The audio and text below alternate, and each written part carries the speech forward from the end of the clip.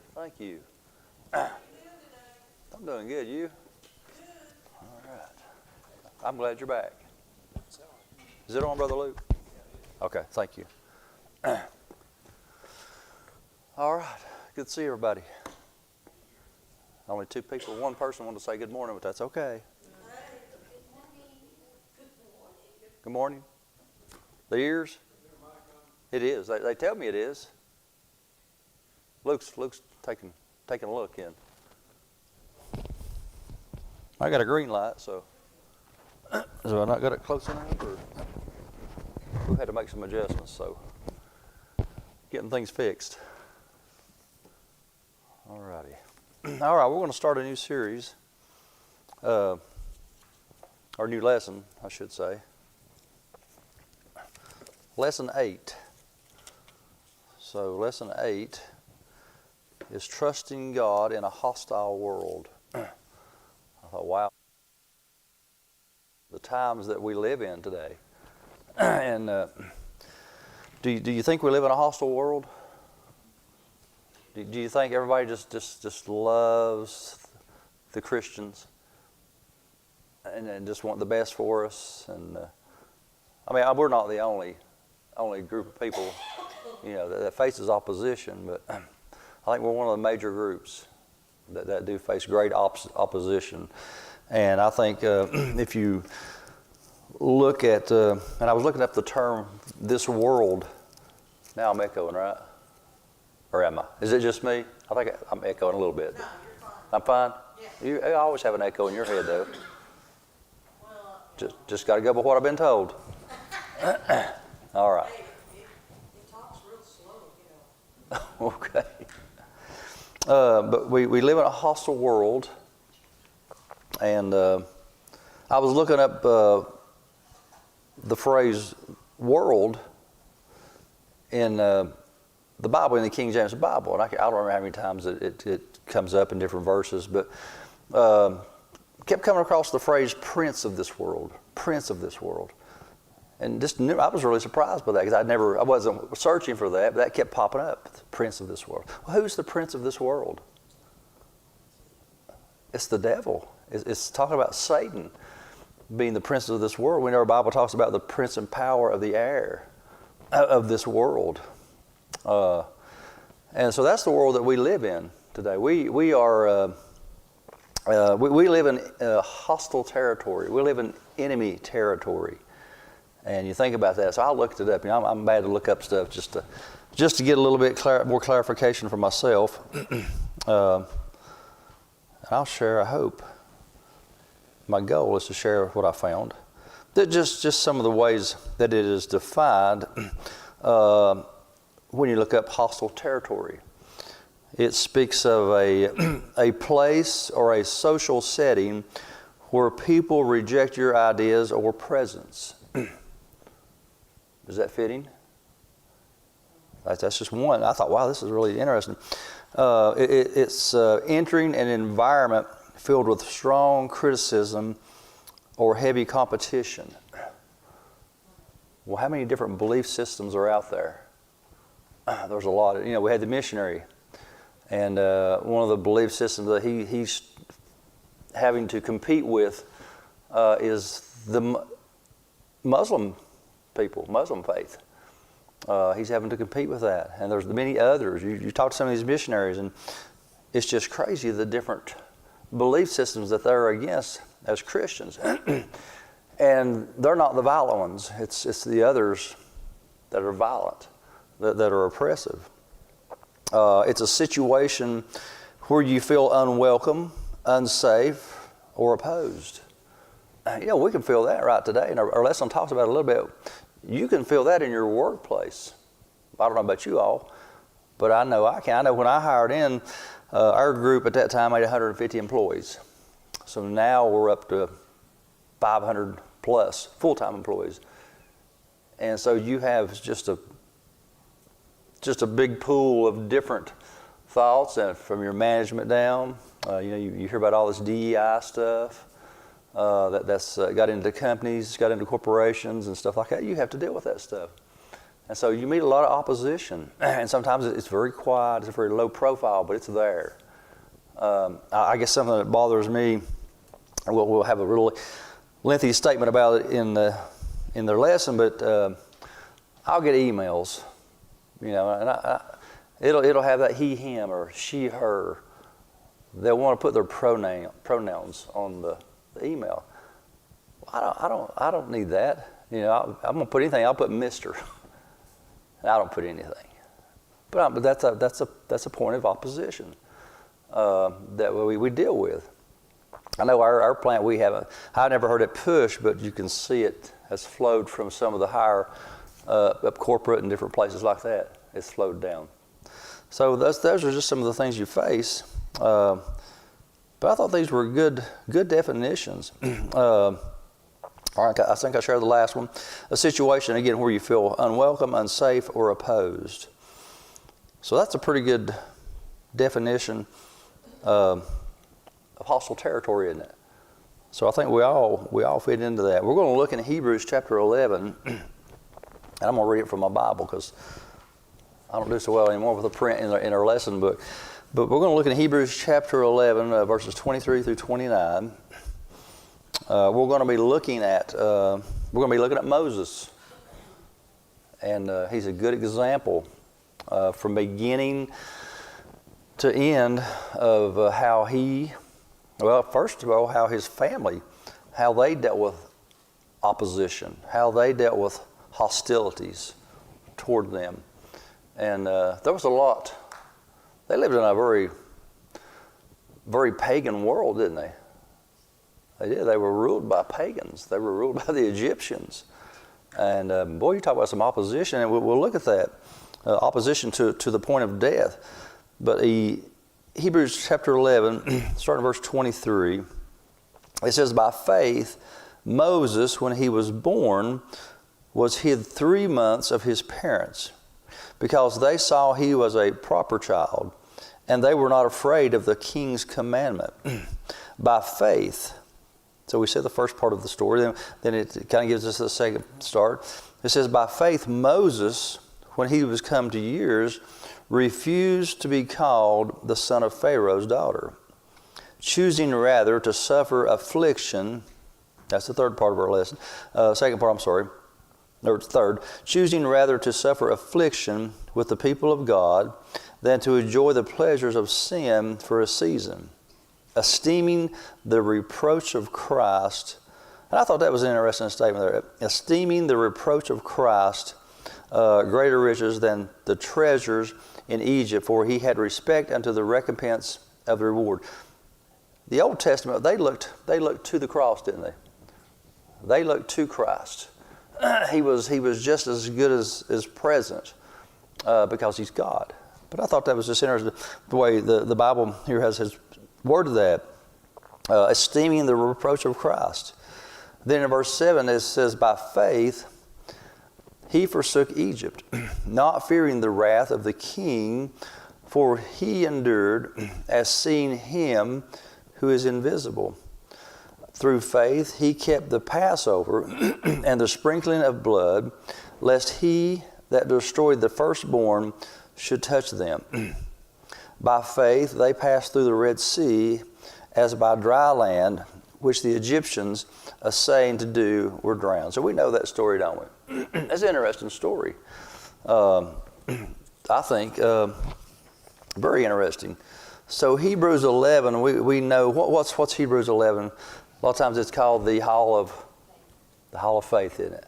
And you have all this list of people, and there's little snippets, but really good little pictures of their lives. And if you've read the story of their lives, then it's enough. It's amazing how much how much information he can put in just a few words and pull everything together. The old thing I say, that how the editor told the young writer that God was able to put the whole of creation in 10 words. Genesis 1:1, in the beginning, God created the heaven and the earth. That sums it up, doesn't it? And God he's able to summarize things. So Hebrews 11 is the great hall of faith. You read there, you're going to learn about some of the great women and some of the great men and how God honored their faith. And I was thinking about that as I was reading. You know, we read Hebrews 11, and I think this is just a throw in for me anyhow. But I believe God has continued to keep track of those things. You know, these people were of great faith. Well, I don't think they were it. You know, I think there's been more people that have been of great faith. Maybe God has continued to keep the records of those others that will, as we could say, be in that great hall of faith. And we can find people. You know, I think last week I mentioned Jim Elliott's wife. You know, how after he had been killed and that group of men had been killed, you know, well, those people, they might be in that hall of faith. You know, they were martyred. They died for their faith. That's an interesting story if you have a chance to read it. Because I believe the chief was saved, and there was a great number of those people, the Auca Indians, that were saved years later. So they gave their lives, but yet you thought, well, they've lost, but they didn't. So I believe God continues to keep that record. But many of the people that we're going to look at, or we will look at, they lived in hostile lands. And again, as we touched on the definitions, there's places that are not receptive to their belief in God or witness for God. Their faith was displayed not in a comfortable culture, but in one that stood in opposition to everything they believed and everything they valued. It'd be a hard place to live, wouldn't it? I mean, to live where you're just a total outcast. But you know, the Bible talks about how that Christ, he talks about his children and being not of this world, but living in this world. And that's where we're at, isn't it? We're not of this world, but we have to live in this world. So I think it's a good lesson for us to see that we're going to face hostilities in this world. We do every day, and more so than ever before. And our lesson even testing, I'm getting way ahead of it. I'm just kind of jump around, but even to pray in public. Did you know that people think you're an oddball sometimes to pray in public? And you don't do it to be seen, but I think it's something. It's a part of your testimony, I think. You know, and I've always said, and because when I read in Romans, one of the first steps for the fall of man was he became unthankful. So I said we should always be thankful. So you know, I try to make it a point. You know, if we go out to eat, now you do as you do, but to bow my head in prayer and give thanks for the meal. It's not to be seen, but it is seen, but it's not to be seen. But there's opposition to that. I've had people. I mean, you pray a brief prayer. I try to be pretty brief. And you have people that are Christians and say, "You're going to pray all day?" You know, so even sometimes within the church, it's unusual, and maybe y'all have never had to deal with that. I thought it was odd. It was rare, but again, just to point the different things, the opposition that we face, raising children today. If you're trying to raise children today, you live in a world of opposition. Because Christian values, they don't line up with any of the secular values. They just don't. So it's up to the parents to be strong in how we raise our children, how we influence our grandchildren. You know, I want to be a good influence to my grandchildren. Maverick, he's 11 years old now. He's going to 6th grade. So he's at an age where I think the influence, even though he's got back into a good Christian school, that's wonderful. But people are people, and just because don't take this wrong, but just because you're in a good Christian school doesn't change that old heart, does it? And that's the thing. So we still have to deal with that. And so I pray that he will be influenced well. He'll be influenced in church, be influenced by his parents. But he's growing up in a very hostile world. And all these young kids are. And I feel for them. I can't imagine having to grow up in the world that they're in and the things that they are almost forced into accepting. Because it's the norm, but it's not the norm according to God. So these youngins live in a hard world. I guess that's the reason we should be praying for them as they're in school and as they're growing, because there's good kids out there. Don't ever get that thought that, well, all these kids they're just mean little youngins. No, there's a lot of good kids. A lot of good kids out there. We need to be praying for them because they live in a challenging time, a challenging world. But our lesson talks about how that we will find ourselves swimming against the cultural tide as our culture becomes increasingly hostile toward biblical beliefs. And it has. I mean, I think of just my age group, from when I grew up and how Christianity was viewed then and how it's viewed now, even by my neighbors. Most of your neighbors, you could go knock on the door and talk to them about church, and they were not. But now I don't know. I don't know if they're going to be aggressive or not. It's like visitation. You get out and visit. You would meet people that would just, I'm not interested, but you can meet people now, they'll verbally attack you. Or if you meet the right one, they'll try to physically attack you. So the hostilities, the view of Christians has changed. The view of believers has changed.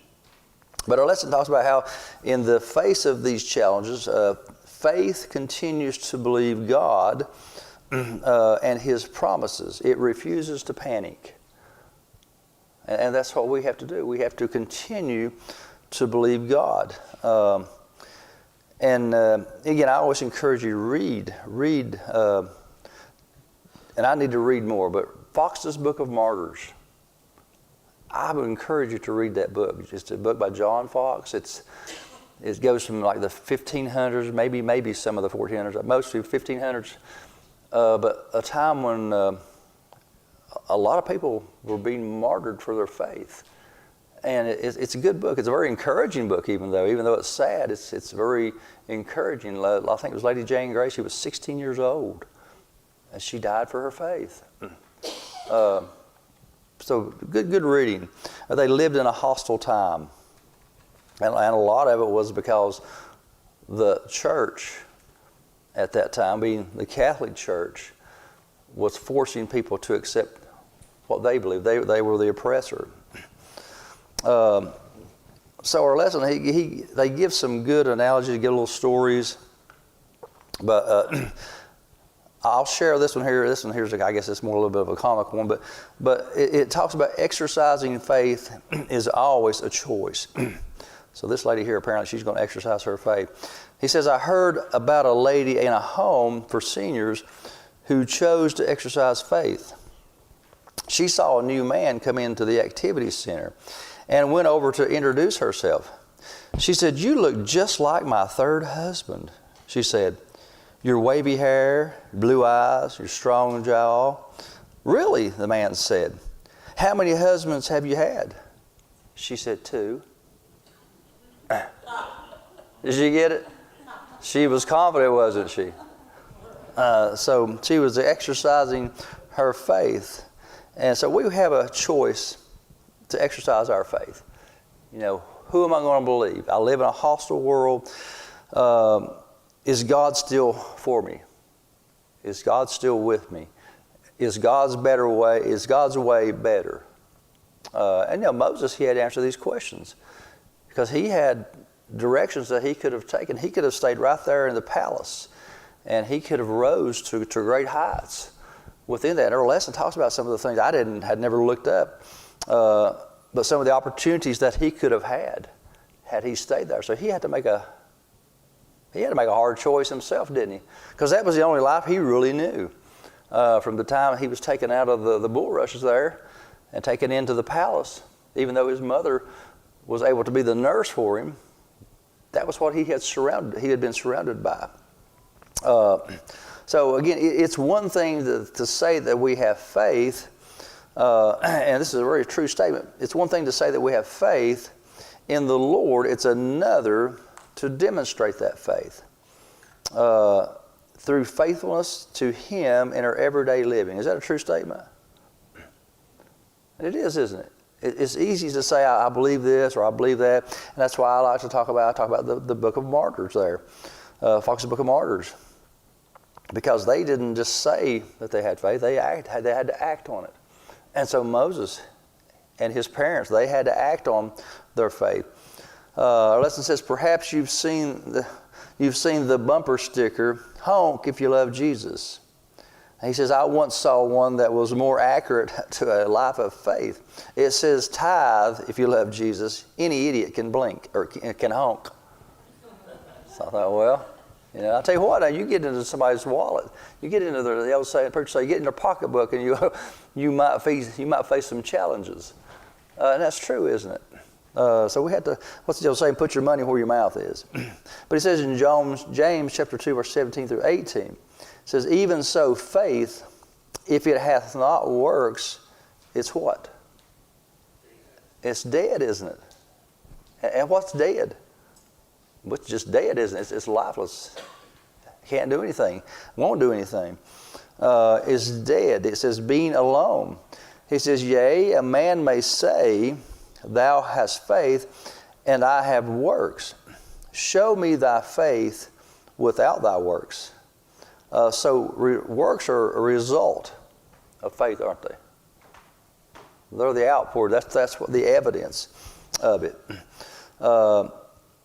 Show me thy faith without thy works, and I will show thee my faith by my works.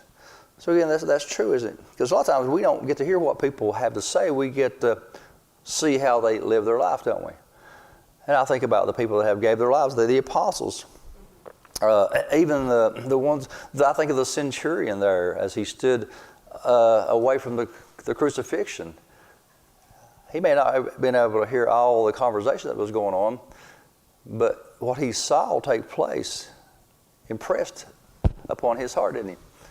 He said, truly, this was the Son of God. And it was because of what he saw. He saw that testimony. So again, it's how we live our life. It's how we express our faith. And we'll see that in the life of Moses.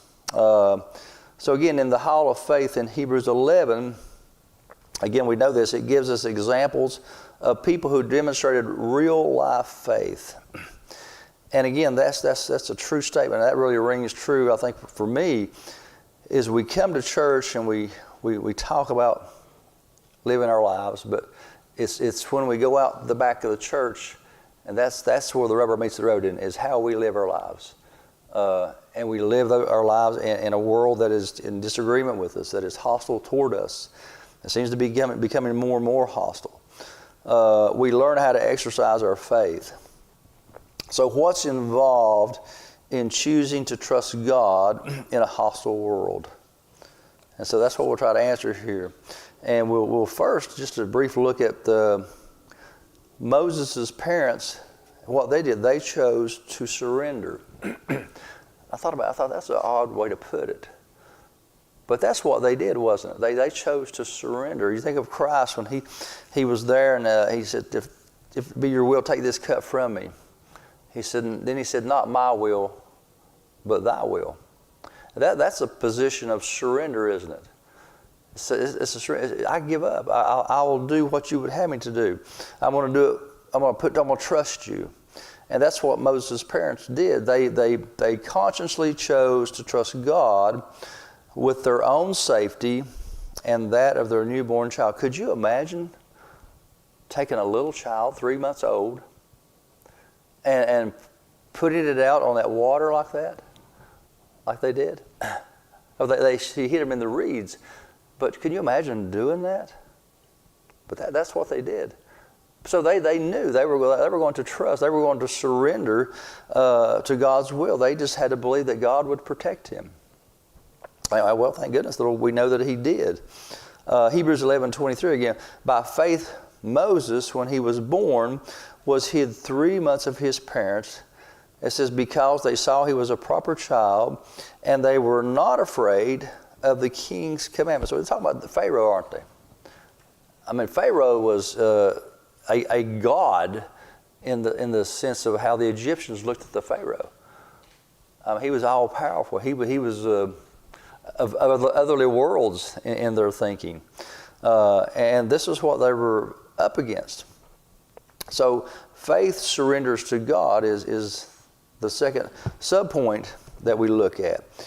And this point talks about how to understand the context of what Hebrews 11 says about Moses and his parents' faith. We turn back to Exodus, where the Bible gives us a fuller story. And it talks about Pharaoh. Exodus chapter 1, verse 16. And it says, and he said, so this is Pharaoh, and he says, when you do the office of a midwife to the Hebrew women and see them upon the stools, if it be a son, then ye shall kill him. That's horrible to think about, isn't it?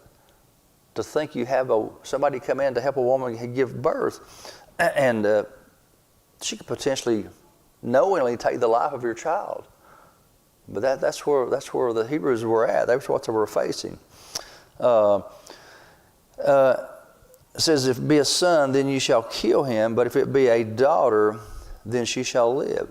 So, the decree, in response to the decree, Moses' parents, they made a big decision. They made a decision to defy royal command. And they were essentially risking everything for the sake of surrendering to God in faith. And they did that, and they made the choice to trust the Lord in this. Hard choice. But I think as a parent, it would be a natural choice, but it wouldn't be an easy choice. Nobody wants to give their life up. But that's what they were doing. They were willing to give their life up for this child. And our lesson is going to talk about something here. He really hits home to the times that we live in, the world that we live in today. But he says increasingly social pressure and intimidation is being brought to bear upon believers in all walks of life, from students to teachers. There's people, I've talked to teachers, they have left the teaching profession because the things that were being pushed down to them in the public school system for sure that I talked to, that wanted them to teach things that were in total opposition to right and wrong. And so they quit teaching because they didn't feel comfortable teaching kids something that was not right. So these pressures, it affects students, it affects teachers, it affects members of the military. Y'all may or may not know this, but I've got a family that's still in the military. And we had, a few years back there, we had a lot of pressure on our men and women in the military to accept things that are they're just not right. They're in total opposition to God. Just if you don't even say it's opposition to believers, it's an opposition to God. I mean, that's enough, isn't it? But it's opposition to believers who believe in Christ. So members of the military, and it wants them to compromise their values and convictions in favor of those of the surrounding culture. Well, we have to swim against the tide, don't we? Against the flow. We want just to be oddballs. But I want to share this here. It says in the United States, and it uses this example, so it's a very live example right now in the time we live in. In the United States, the pressure to affirm LGBTQ lifestyles has become greater with every passing year. Even spaces that not so long ago would have seemed irrelevant to these discussions are inundated with them. For instance, it would seem the U.S. Department of Education should mostly be focused on the education of children. Should be, shouldn't it? But we know. But in June of 2023, this department's message on social media was a picture of our culture as a whole. And the quote, apparently from their social media, is our message to the LGBTQ, I don't know how many other letters they're going to add, but LGBTQI, plus students, teachers, and staff, as we begin Pride Month, Education department has got your back. They felt they had to make a statement like that. But so they stated publicly what we knew of what's going on. And we found a lot of stuff that come out from our school systems. And Pharaoh, the statement goes on, he wanted to exterminate the Hebrew nation by killing all of its male children. Today, our government is actively affirming, and this is what we're doing. We're rejecting God's design when we do this. And I'm glad he made this point. That's what they're trying to do. Because if you can reject the truths, just reality, you can believe anything and live anything you want to. But today, our government is actively affirming the transgender mutilation, and that's what it is, and consequent sterilization of minor children. So that's where we're at. That's how hostile this world is. That even a little child is, it don't bother them. If you follow the news, I think it was the state of Massachusetts, their governor just signed a bill into law for abortion up to birth. Can you imagine that? I mean, all in the word that could come to me was monsters. That's just ungodly. But that's the type of world that we live in. That people could do. And there was a group of people behind the governor. They were applauding and they were all smiles for this. That's the only word I could think of was just monsters. You know, that would be willing to do that. But that's where we're at. We live in a very hostile world. So Christians must be willing to surrender to God and obey Him rather than man. So we thought, well, it's coming. No, it's here. We think, oh, it's going to come. It's coming toward us. No, it's already here. And I think that's sometimes that's how the old frog got boiled, wasn't it? It's just warming up. And before he knew it, he was boiled because they gradually turn the temperature up. And that's what we've been seeing. It's not noticeable, but it's happening. So we're right in the middle of it already. And I know I heard at least one buzzer. But our next point, we'll at least touch and see where we can go with it. But faith surrenders to God in confidence. And I like the way that they even underline the word confidence. So we surrender to God, or faith does, in confidence. It's not a blind faith. It's not an unexpecting faith. And that's what Moses' parents did. That's what Moses did. They surrendered, but they did it with confidence. That God they were doing the right thing and it would work out. And that's how we have to do.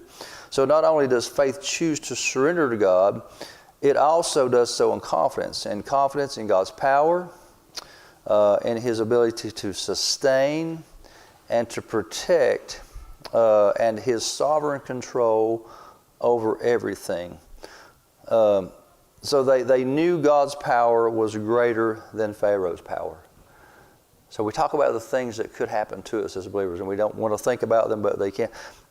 I believe that when we're faced with these things, a lot of things we think we can't deal with, we can't face, God will give us that grace that we need at that time, when we need it.